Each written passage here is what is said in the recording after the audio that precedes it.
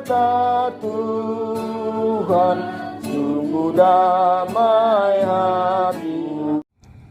Tanpa cahaya, tidak akan mungkin seseorang dapat berjalan di dalam kegelapan malam. Oleh karena itu, penting bagi setiap manusia untuk memiliki cahaya agar dia dapat berjalan ke arah yang benar untuk bisa sampai ke tempat tujuan. Kita berjumpa kembali dalam acara Kabar Injil. Tema kita malam ini terambil dan saya beri judul Terang Tuhan Mengalahkan Kegelapan Malam, dan terambil dari Mazmur 36 ayat 1 sampai 3. Silakan saudara membaca ayat ini di rumah perlahan bersama keluarga yang saudara kasihi, dan kita akan berfokus pada ayat yang ke-10. Sebab padamu ada sumber hayat, di dalam terangmu kami melihat terang. Tidak bisa dibayangkan andai saja tidak ada sinar matahari pada waktu siang, dan juga tidak ada bulan dan bintang-bintang di malam hari. Sungguh kegelapan akan menyelimuti bumi ini. Tuhan tahu benar tidak ada gunanya menciptakan manusia dan makhluk-makhluk lain apabila bumi masih diliputi kegelapan. Karena bagaimanapun juga indahnya ciptaan Tuhan, manusia tidak mungkin dapat melihat dan menikmati keindahan tersebut. Oleh karena itu, terang diciptakan terlebih dahulu sebelum menciptakan yang lainnya.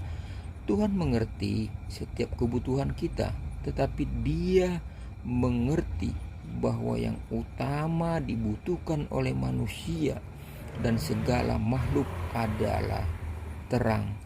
Hal inilah yang menyadarkan Daud bahwa Tuhan adalah sumber hayat dan terang bagi kehidupan manusia. Jadi, kehidupan tanpa Tuhan berarti mati dan gelap. Manusia akan hidup dalam kegelapan jika mereka jauh meninggalkan Tuhan. Sebaliknya, jika kita tetap tinggal di dalam Tuhan, kegelapan tidak akan menguasai hidup kita. Ada tertulis, dalam Dia ada hidup, dan hidup itu adalah terang manusia. Terang itu bercahaya di dalam kegelapan, dan kegelapan itu tidak menguasainya. Yohanes pasal 1 ayat 4 dan 5. Ketika kita berada dalam situasi yang gelap, mungkin karena listrik padam dan sebagainya, kita pasti akan mengalami kepanikan, dan kita akan berusaha untuk mencari lampu, senter, atau lilin. Kita tidak membutuhkan barang-barang yang berharga lainnya.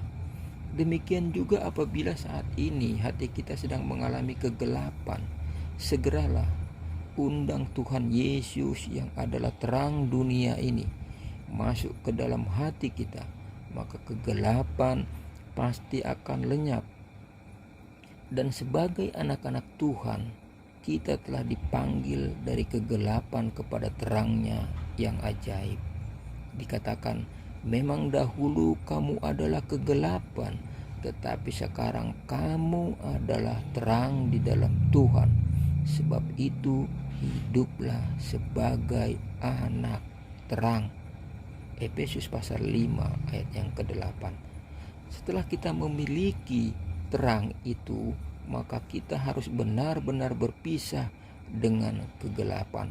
Jangan lagi kita hidup dalam kegelapan, tetapi kita harus berjalan di dalam terang Tuhan, karena terang hanya berbuahkan kebaikan dan keadilan dan juga kebenaran. Efesus pasal 5 ayat yang ke-9. Biar bagaimanapun juga gelapnya keadaan hidup kita, apabila kita mau menerima Tuhan Yesus sebagai terang dunia, maka kegelapan itu akan lenyap dan kita akan melihat terang kemuliaan-Nya dinyatakan di atas kita. Salam Maranatha.